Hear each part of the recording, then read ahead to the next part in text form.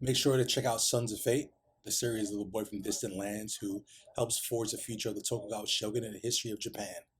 Available in hardcover, softcover, and manga version at blackberryjuice.net from Blackberry Juice Publishing, along with my Patreon, where I have exclusive content and goods. Now, on with the show.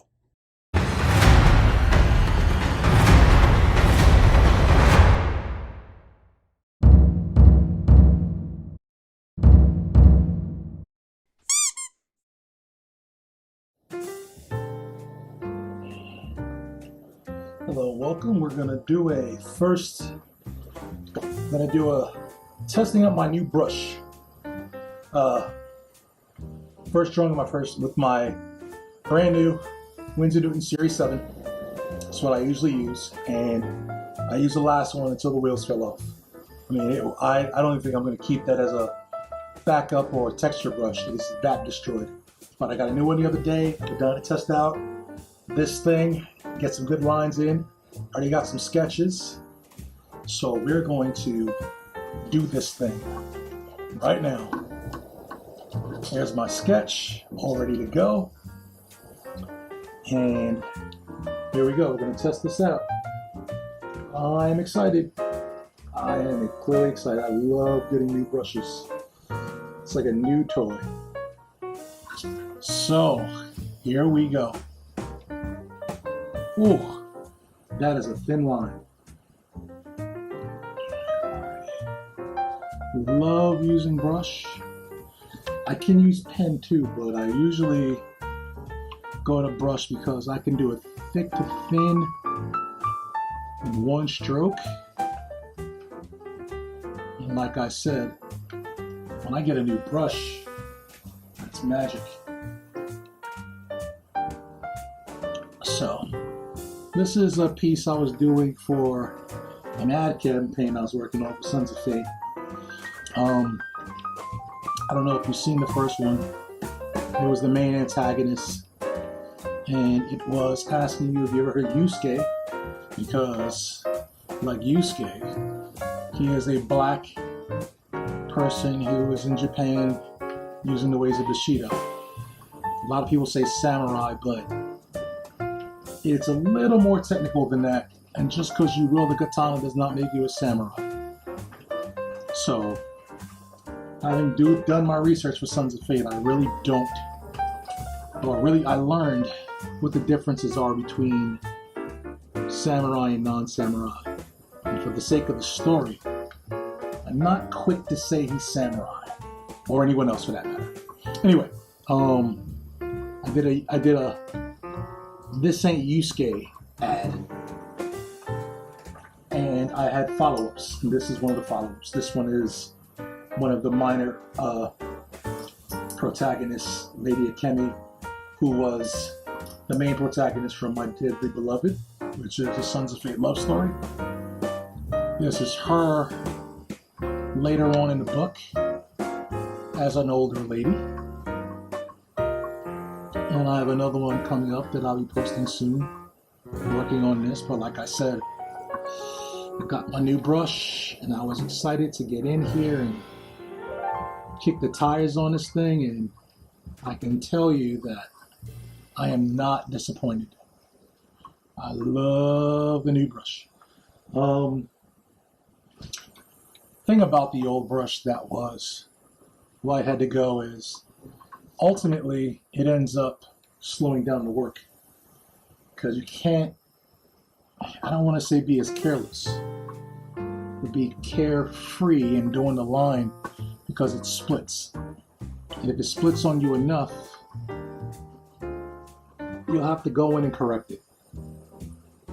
Now, getting one stroke in and getting the stroke you want, it's a matter of seconds here, but if you're on a piece for an hour and a half, that adds up. And besides, with that, the quality of the work may suffer, at least in my eyes. I don't know what you guys would see compared to what I see, but I don't like sometimes things turn out a certain way I can tell the difference, and I have to go in and clean it up more than I would have if the tools I were using were working in the way that they should. Now, like I said, I use a lot of my stuff, a lot of the tools I use. I use them until the wheels fall off. I will beat that thing to death. I'll be fanning it out, straightening it out, bringing it back, just over and over and over again. Because I kind of go where the work dictates. So if I need to do a bristle effect, and although I'm not quick to grab another brush, as I am quicker to just use the brush I'm using. So I'll beat the hell out of the brush just because. And so you can make the argument that it is my fault, but I'm okay with that. I'm okay with that. So as you can see, hair there sticking out.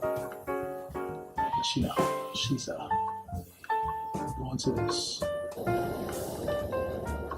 One of my rules I tend to just break off in is that because I'm left-handed, I go from right to left so I don't go over the work. But I tend to jump around a lot.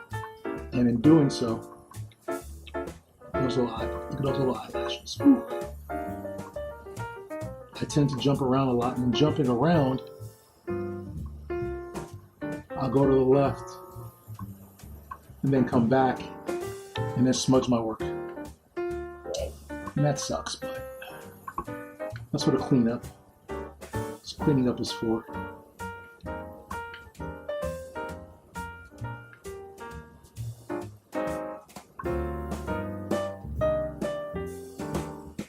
I get the really little lines there. I'm gonna go thicker on his eyebrows, his eyelashes a little bit. Not gonna make him too tarantula-y. She's not a goth character. I don't think. Well, makeup was a thing, but there's nothing kabuki about this lady. There's nothing geisha about this lady.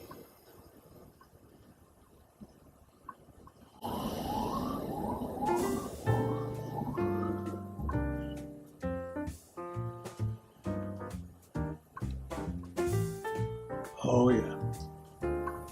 I do love having a new brush.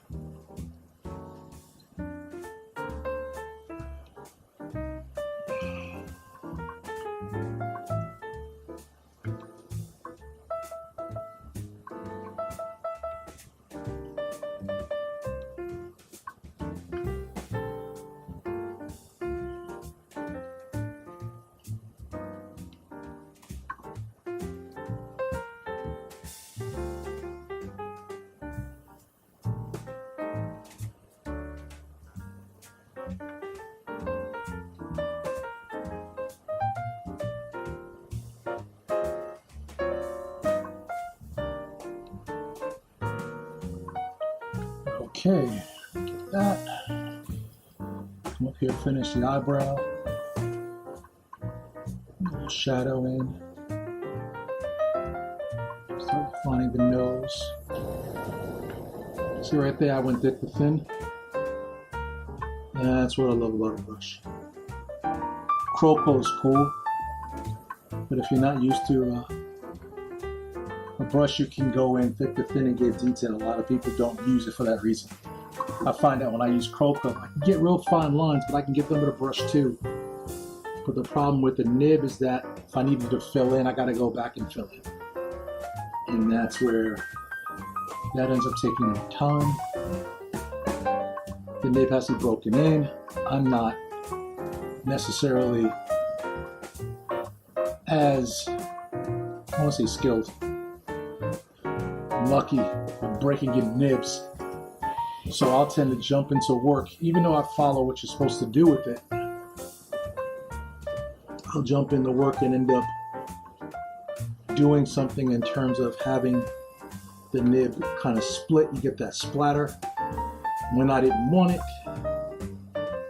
and I tend to have to go and fix that anyway. And that's not something I deal with in terms of using a brush. So I can go real thin and real thick, one line.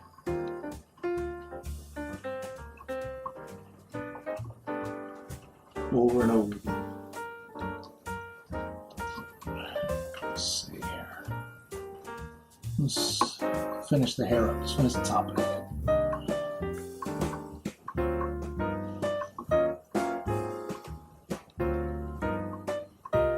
Just define her hairline a little more. Oh, she's got a scowl on her face.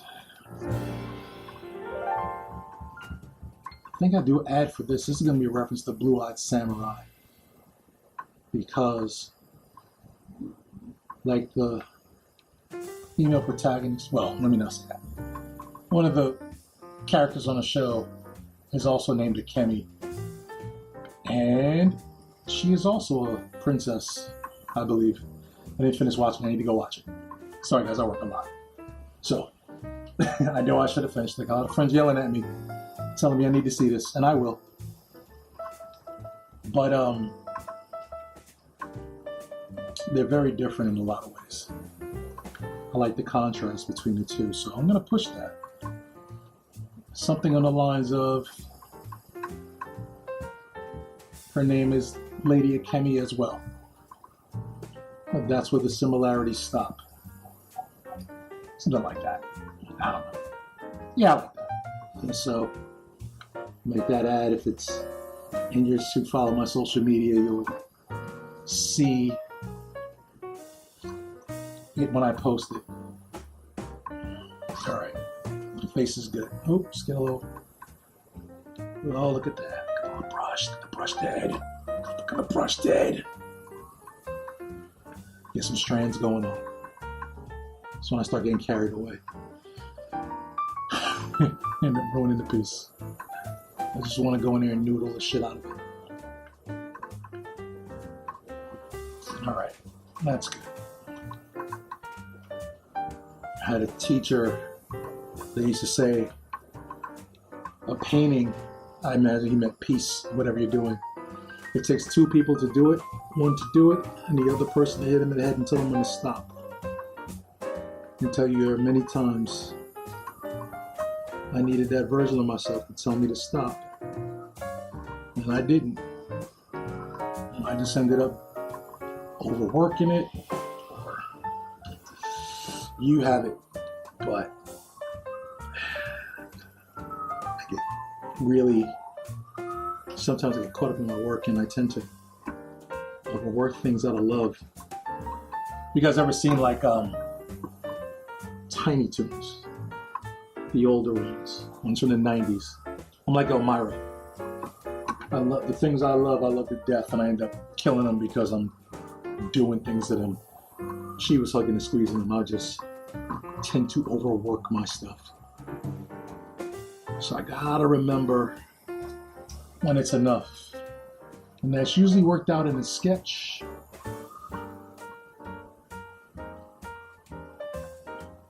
But then again, sometimes I just ignore. I don't want to say follow my instincts. I have to fix that. But follow my impulses and act in a way that sometimes isn't my intended results. So I gotta go back and fix it. But at the end of the day, it always works out. So raise out a little bit. So get towards the bottom. See, there's an example of I should have went here first because I gotta go over there and to her kimono. So, all right, I'm gonna raise my hand up. It's like making a pool shot. We're at the edge and you gotta use the bridge. You gotta put your hand over, not knocking over the other balls. That's what this feels like.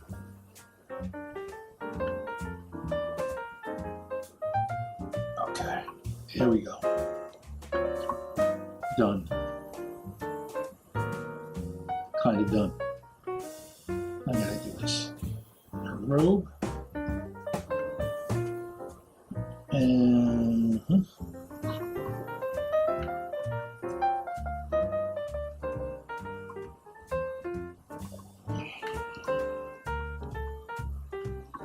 I want more hair falling on her face. That one. Do a little strand here. I don't want to do too much.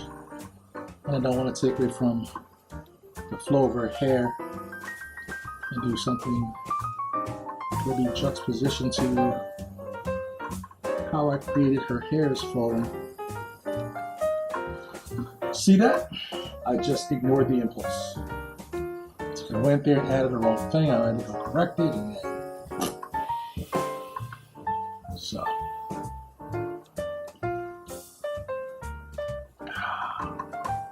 I'm loving this new brush.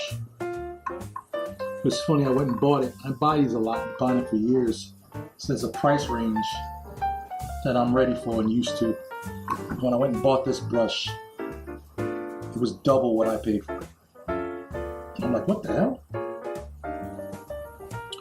But I've heard a lot of rumors of how true they are, if they're stockpiled, about these are made in Russia, or they're not making them anymore and they suspended them, so now you can only buy the ones that are left, and maybe because they're not being made, the prices of these are going up, or where they're coming from, and the world circumstances, it costs more. I don't know.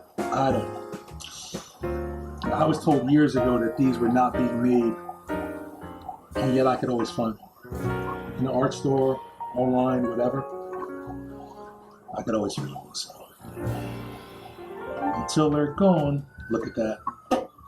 It's about right there. It's excellent. Until they're gone, I keep buying them.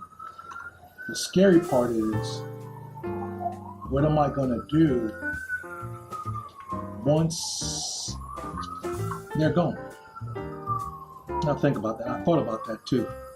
When I've tried other brushes, and I gotta say, for my taste, nothing's come close. Or they have, let me not say that.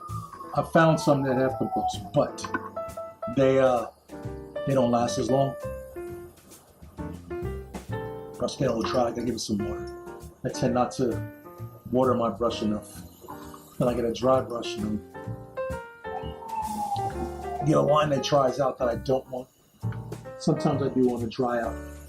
You'll see, like when you see me do the big brush strokes at the end.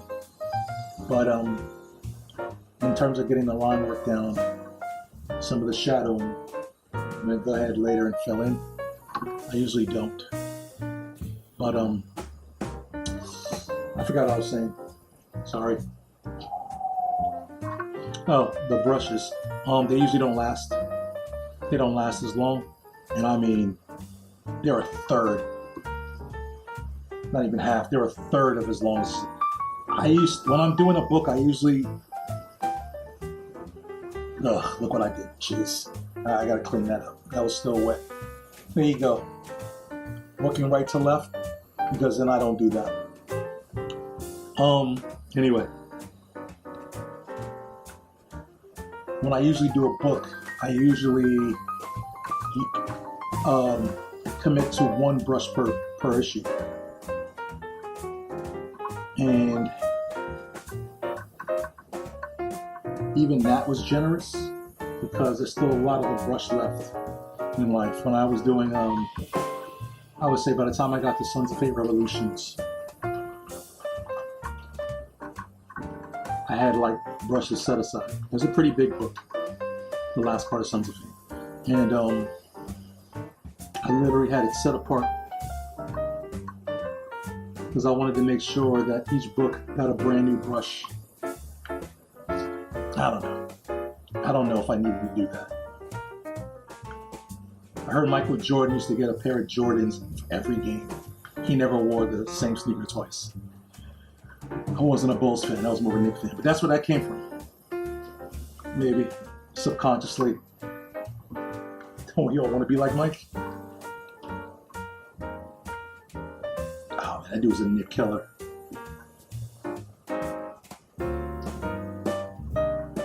So, this is the line drawing. You gotta do the ribbon in the back.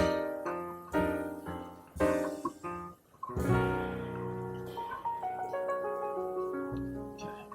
See, I improvised that. I'm gonna put X's where I want the black to go, so I don't have to refer to the drawing as much. Just the big shape. Just like that. I really, yeah, I guess up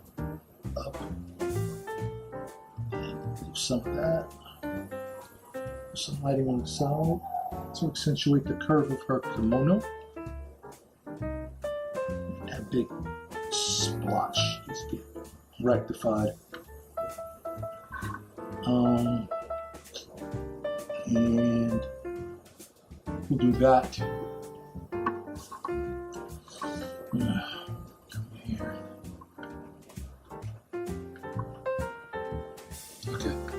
Okay. Hitting myself over the head, telling me to stop. Okay, I'm stopping. All right. So,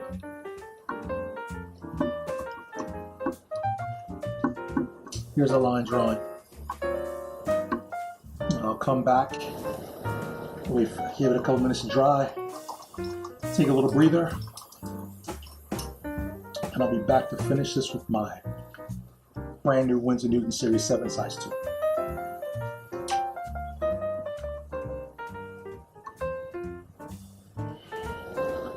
And we're back. It's been about 10 minutes. I gave it a little time for the little mistake to dry. And now I'm going to go in and finish this baby in inks and set it up for the rest of the run. I have the original sketch next to it. And there are some little things I need to correct that didn't do so well. Number one, her eyes are a little wide.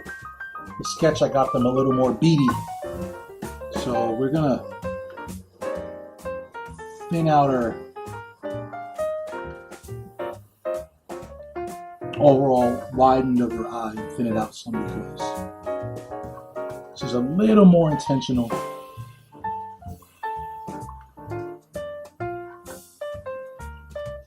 In the sketch than she was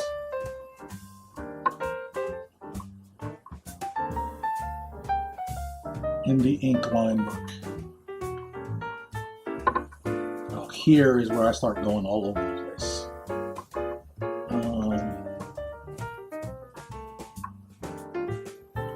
Start adding in shadow and becomes a lot, I don't want to say less planned, but if there is improvising to be done, it gets done here. And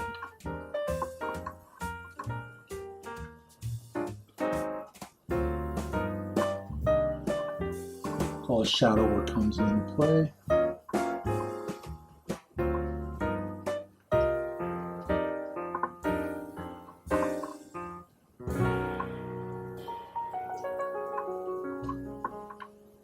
I don't know if you guys can hear it, but it's raining outside.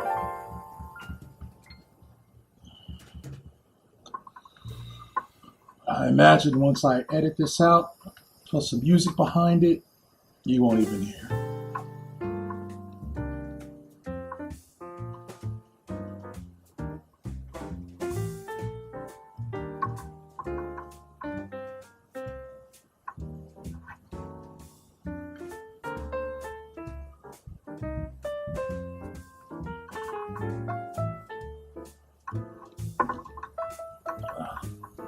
Throwing some shadow to accentuate our hair.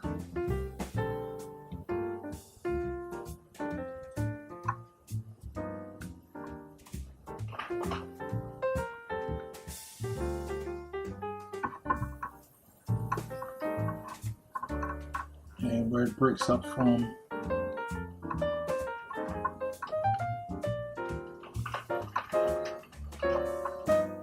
her actual face.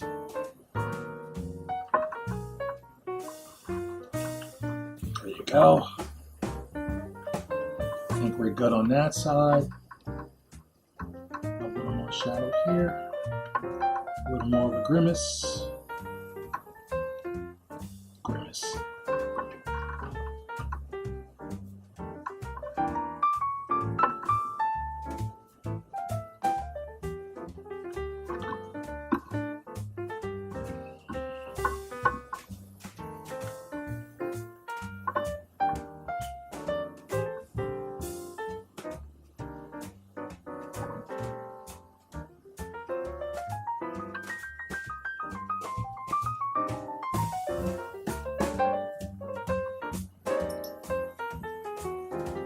Alright. Add some detail in the hair separation here. But I probably will go back and get with some white ink to further accentuate those details. Got a little dry brush here, but nothing I can't work past. I usually work in 3 stages, which is the line work, then the detail, then the cleanup. I go in and separate further what I'm doing here, which is positive and negative space. I go in step 3 and clean that up further. Decide further on how far I want to go.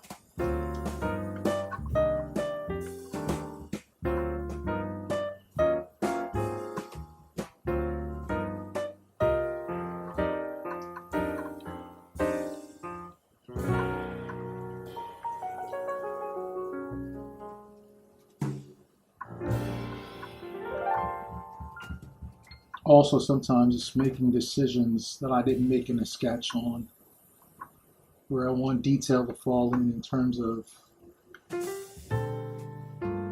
fine lines or even shadow. It's just the process and way I work. It's nothing. Some days I do it, some days I don't. Don't really worry about. I'm going to say that the way I draw,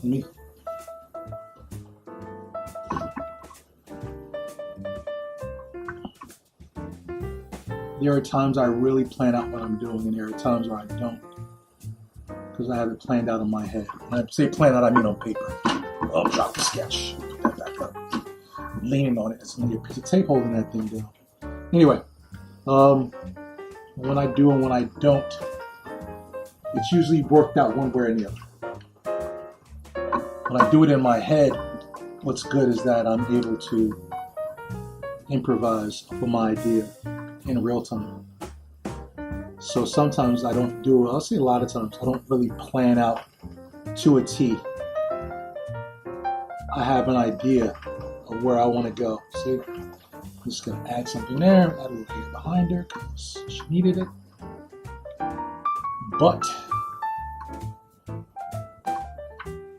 it is about trusting yourself. It's about committing to the idea that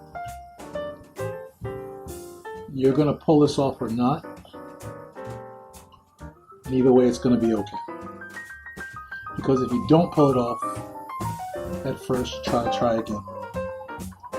Mistakes are only made for you to correct them. And if you do pull it off, you pull it off. I like making mistakes. I can learn from that and improve the next time. I know a lot of artists that are very bothered. I've met some artists who are bothered by things not turning out. I mean, I am too. I'm not gonna lie. That's bullshit that I do, and I do. But most of the time, admittedly, when I struggle with it, it comes out better than if I get it the first time. When I did this sketch, I was coming off another sketch. It's just a really good day of getting the work done. And I just kept going because I knew I was in that flow state. So I did a couple of these. I did the whole campaign run. Well, let me not say that. I want to do more. I'm going to do more for absolutely all the books. But this was kind of specifically for one reason. It gave me the idea to continue with the other books, but in the sketches that I did, they came out really well. The first one came out really well, which is the ad you saw. The heard of Yusuke. Well, this isn't him. So I kept going, and I did a couple other ones. I did an Akemi, and I did a Bob. You'll see Bob. If you don't know who Bob is, if you don't get the book. If you haven't read the book, you'll see who Bob is. It's Bob for short. I won't spoil it for you and tell you what B.O.B. stands for. You dig hard enough, it ain't that hard. You go to my website or something. You'll see what Bob stands for. But I did a really good sketch. And in the planning, I'll say this. I'm not going to tell you I don't plan. What I am going to tell you is that I plan out enough that I can execute, but not enough that it's a carbon copy of what I'm doing. Where it leaves me room to improvise on what I wanted to, or how I want it to turn out. And that usually happens while I'm doing it. Look at that. The lines. Oh, I'm going to kill it. Okay. I'm going to add some water so this brush doesn't dry out. I'm going to do some little lines, some little cross-hatching, little dents into her inner kunai. Sticking this line up first. Okay. And then sticking that out. Okay. And I'm going to go in and do some scratches. And this is how thin this brush can get. This is why I prefer working with a brush. I can go real thin, especially if I go real slow. I kind of don't do it. I don't know why. I'm stupid like that. I'm interested in. I'm more interested in having the enjoyment of the painting than I am sometimes how it turns out. And I'll sometimes kill a piece for that too. But yeah, I gotta go in and fix that. I might have put a little too marks in there. Gotta accentuate that with some counter marks, but I think it's fine. So yeah.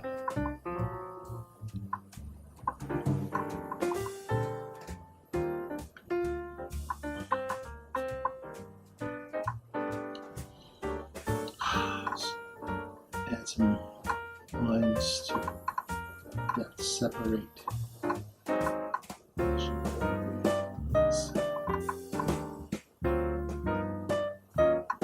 Texture.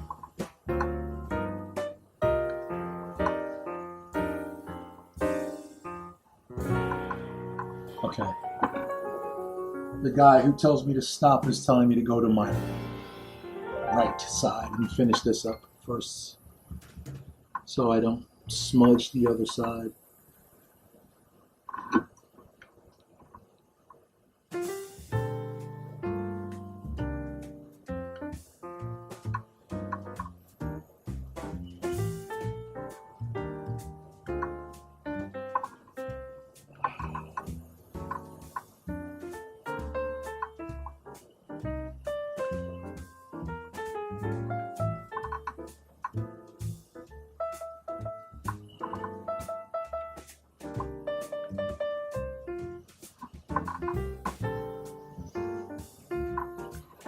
Alright.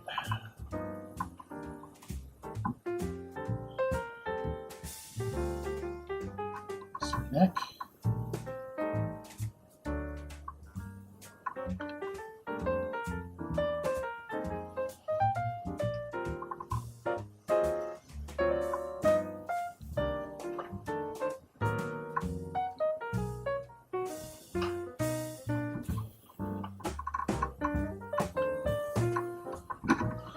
Oh no, I'll go back and do the arm in a minute.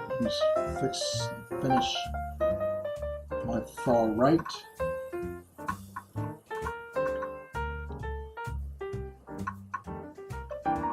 Before I do the middle and the left.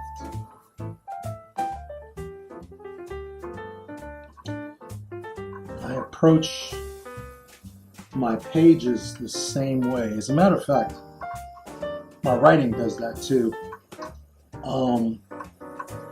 I saw a documentary on Miyazaki. It was supposed to be his last one. I think it's on Netflix, HBO Max or something. And they showed the day in the life of, well, it's the process of him doing what was his last movie, which he ended up doing 2 more after that. Anyway, when he creates the work, he's in a room, literally chain smoking, and he's drawing in the work. He's not writing, he's sketching the image, and then writes the dialogue around what he drew. And he hands it off to an assistant to finish up, and then they hand it to the people out in the next room are all his in-betweeners. I would imagine he's doing the key art, and I found that fascinating, that this dude literally doesn't sit down with a typewriter or computer or even write down what he does. He draws it out. I was actually relieved because the Sons of Fate series I wrote that out. That was all written when I went to it. By the time I got to My Deadly Beloved, which was the 4th book, which is the prequel, I was doing it like that. And I was so afraid that it was a mistake.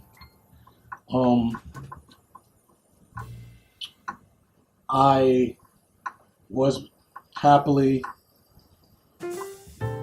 happily got to see that I wasn't the only person doing it. I didn't get that from him, but I was glad he did it. I was kind of honored that I did it too. Kind of made me give me a little ego shot, saying that me and him are from the same cloth, almost. You know, Joe, all joking aside, that dude's a genius. But creatively, I had the idea in my head, and I literally drew it first with the dialogue in my head, and then wrote the dialogue in terms of. And by the time I was writing the final version of it, it didn't change dramatically, but there was nuance in it, a lot of nuance, and I think it helped propel the actual story of the book. Like, I would draw something, I would have an idea, and I would draw an expression. The person in the panel would have an expression on his face. An expression would mean something in terms of what the dialogue was going to say. It was a sarcastic remark. I didn't know what the remark would be, but I knew it was. So I would do like a, one eye open, one eye closed kind of thing. Or, like a frown. And, or I'm looking sideways or something like that. And then by the time I got to that point, I guess subconsciously, because I did it that way, I was subconsciously working on what he was going to say or what was said to him to do that. And I got a lot of spontaneous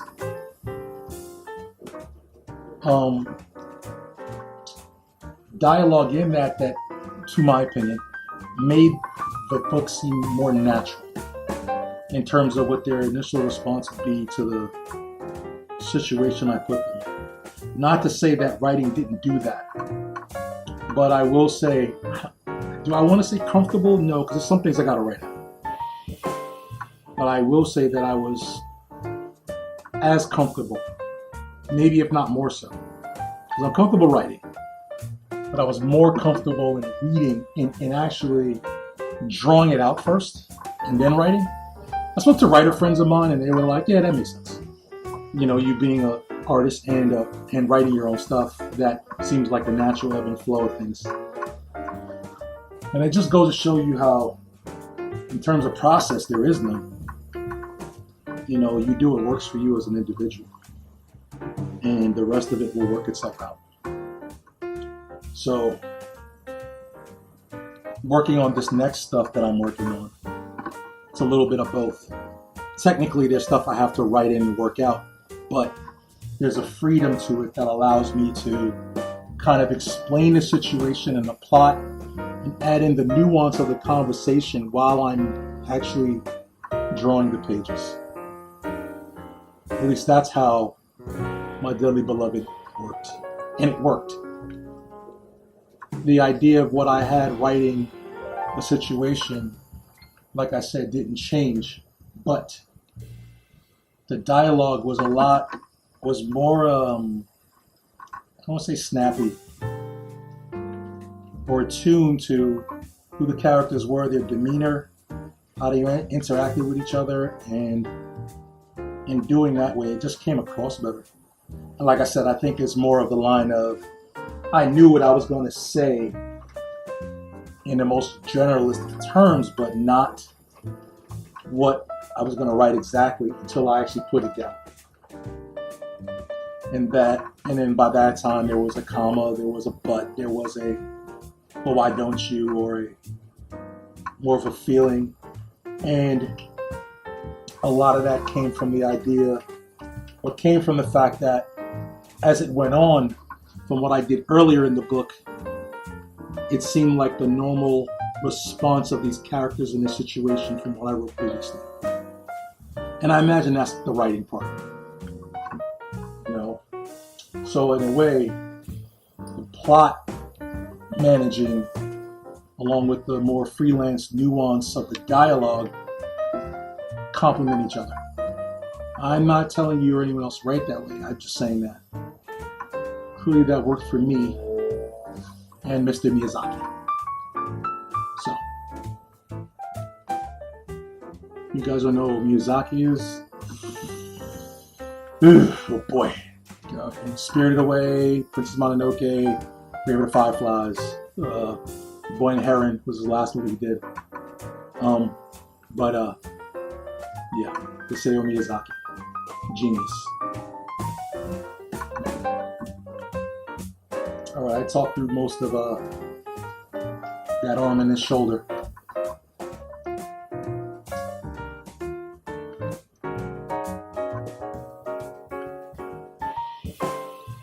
Maybe I'll edit that part out. So you guys know if you hear it, I didn't.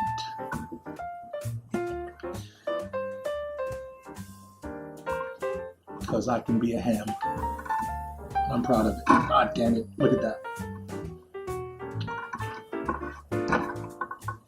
Alright. So we're going to get weird now. Turn a little bit shut because I've done that too. My hand's still wet and I put it on something that I'm done with, and I end up doing a splotch. So I'm going to pull this and we're going to put my hand underneath. That feels weird. But for the sake of art.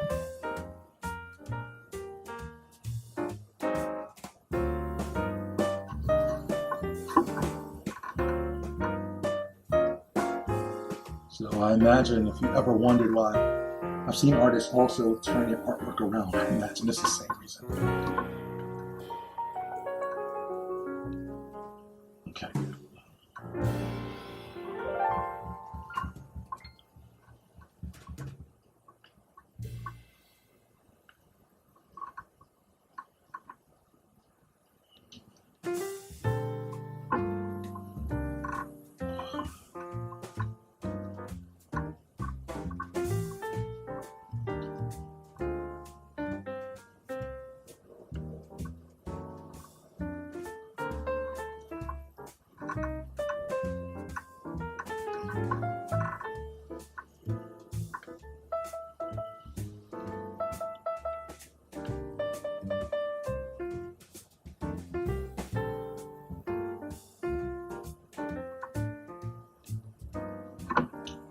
Brush is showing up. It has showed up. Shit, I paid enough for it. Worth it. Worth every extra penny. Not to say I'd be happy if I go back and buy another one and the price is that high, but it is what it is. Maybe I should have bought two when I got that one before this one, but that's just the order of business, my friends. Pays the cost to be the boss.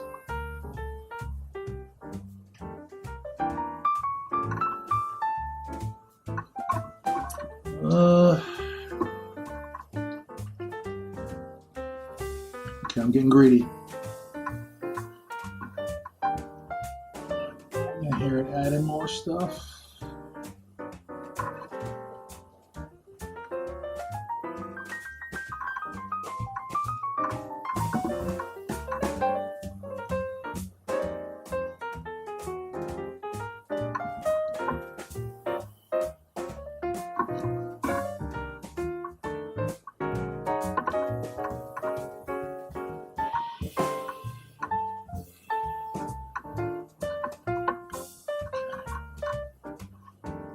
Few more little touches here and there. I can go in and accentuate her home.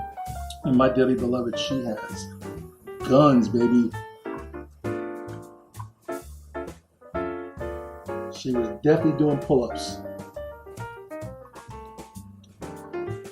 But alas, she's older, she's wiser, she understands the mental strength is the key over the physical strength. So, older Akemi's guns ain't as big as younger Akemi's. But you still got it.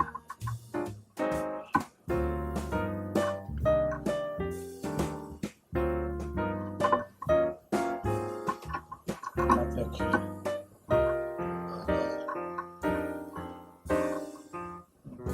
One more. Right there. It's a little remnant of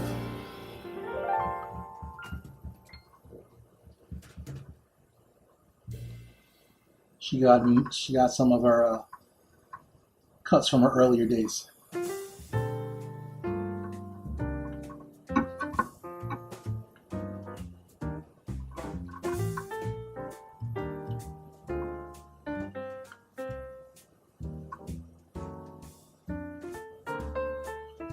I think when the run is done, I'm going to also put this on the Patreon.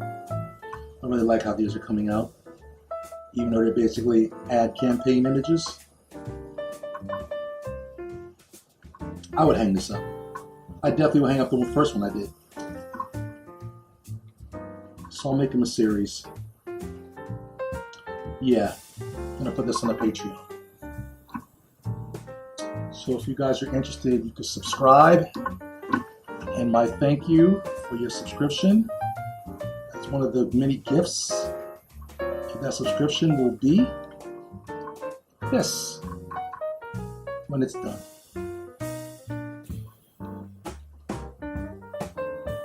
I got poster ads, stuff all over my studio, so why should I not do anything different? Okay, I think I'm done with the positive and negative space here. So now, that's when I go destroy my brush. Get this ink out. Dry it off. See in the corner. And we're gonna put in some that. Gonna put in some heavy stroke. Some dry brush. See that? And I'll do it in the corner. I'll take the tip. Look, and I'll just destroy that shit. Get this bristled effect. I know I should, but I should. Nothing lasts forever, folks. It's too wet. There we go. This bristled effect. The good thing about these brushes that's worth paying for is they snap right back, especially if you take care of them. I try to take care of them. I'm putting like shampoo, conditioner, and stuff. You'd be surprised. I mean, basically, it's hair. It's hair from a horse, and that hair can be conditioned softer it is, the better it works. So yeah, man, I got straight up expensive conditioner that I put on this stuff. Just for my brushes. Because I'm beating the hell out of this one right now.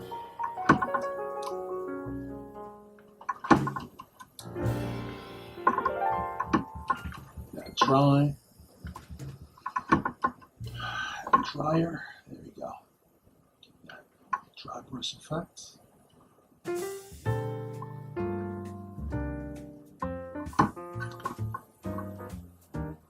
Get some of this out there. Get us some maybe by. There isn't much places I put this. Maybe I'll do it here a little more. Even it out. Go real dry. Streak. Here we go. See, I'm like leaning on the side of the brush. Look at that. Look at that. Look at that. Brand new brush. Demolished. So good.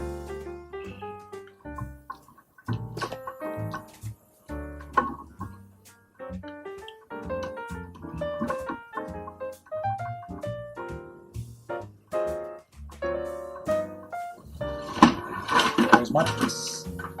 Falling down again. Tip stuff meant to last.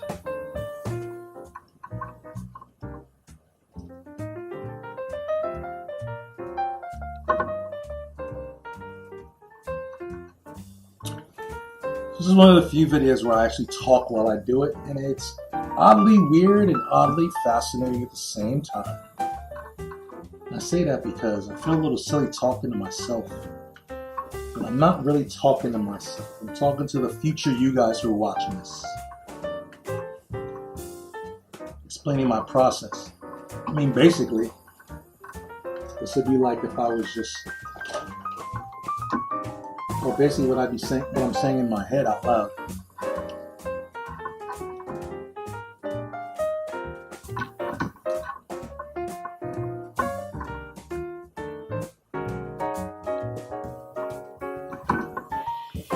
All right, I'm gonna stop here. All right, one more. All right, I'm gonna stop. Promise I'm gonna stop. Okay, we're good. Okay, we're good. All right. Clean this off.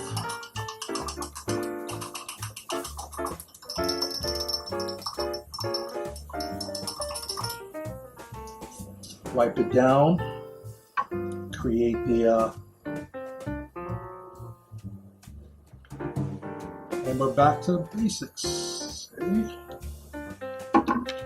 Get what you pay for.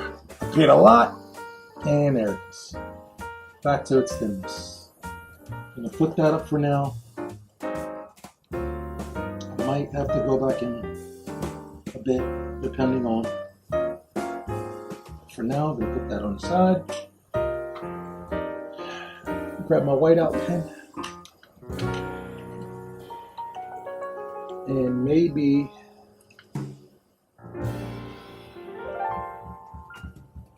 the white brush, and create some texture within her kimono. Oh man, I think I'm out of this one. Always check your supplies before you get started, folks.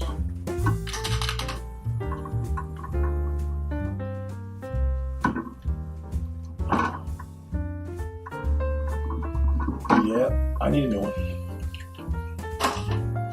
Luckily, I have. Oh, come on.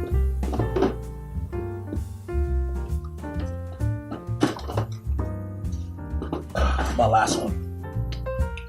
Which means I need to reorder more of these. Oh. Oh, jeez. Didn't shake that up first. Here's Murphy's Law. There you are. Always shake these first. Oh, it's still running. Jeez. I'm gonna have to clean that up. Actually, I kind of like it. There we go. It's consistency out there.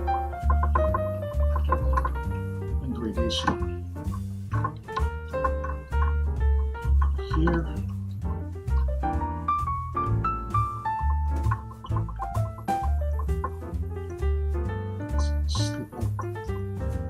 Conceal the clothing.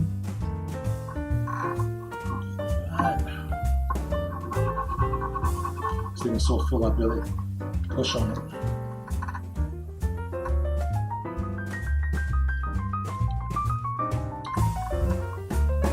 Yeah, definitely go in and clean that up. I do this a lot with both the black and white ink. It's just to create texture sometimes. Sometimes it's to create value.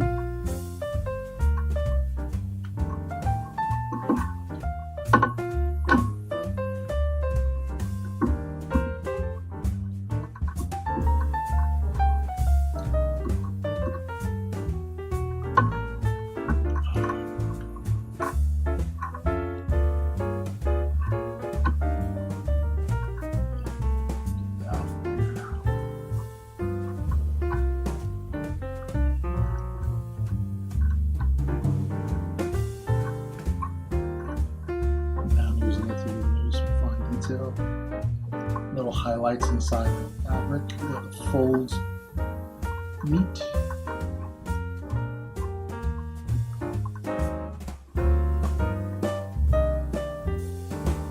Let's go ahead and change that right there. Get inside the hair. Do quick strokes so that there's not a lot of time for it to bleed out.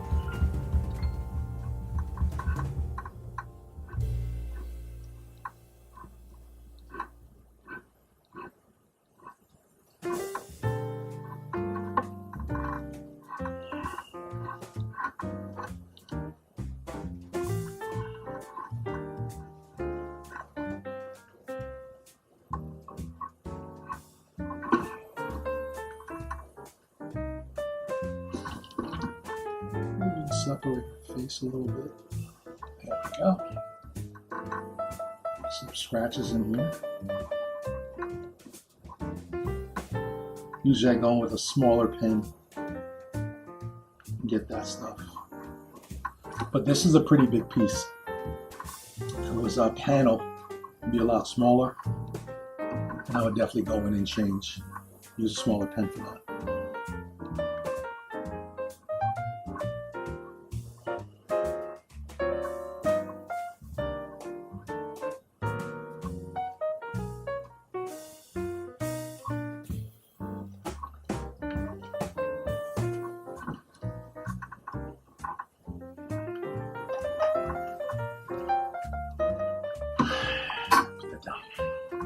Just dry with it than anything. It's practice. Practice being cautious. I have held more than one brush in my hand at a time and they were both wet and I'm thinking one is dry and I've messed up a piece enough that I had to go in and fix it. Alright, so now let's put a little whoop. Whoop. Okay.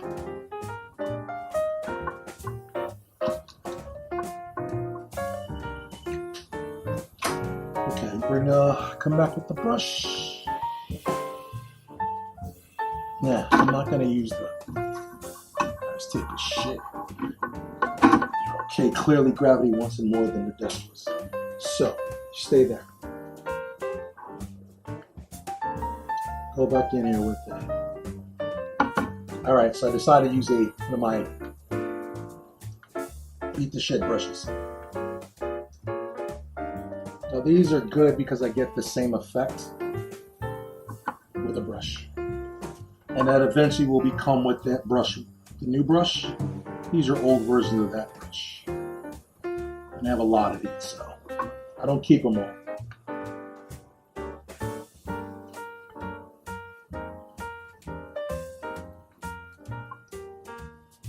I do get to play with them, so. And they still form up to a point, so I don't have to worry about if I wanted to. No, that's a bad example. But yeah, see, I can't get this one. I can't get this one to form a decent head to save my life. So we'll angle it.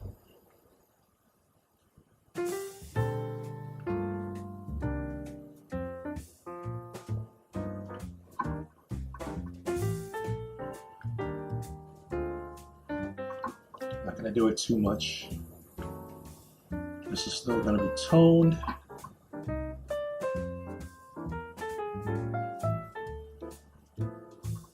And although I like coloring through my inks determining where the color goes, I do have to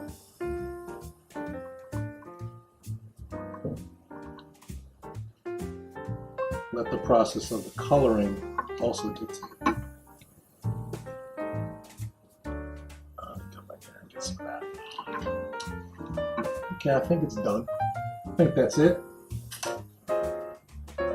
So I'm gonna see if I can stick this one.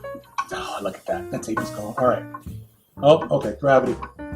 So there it is. There's the piece.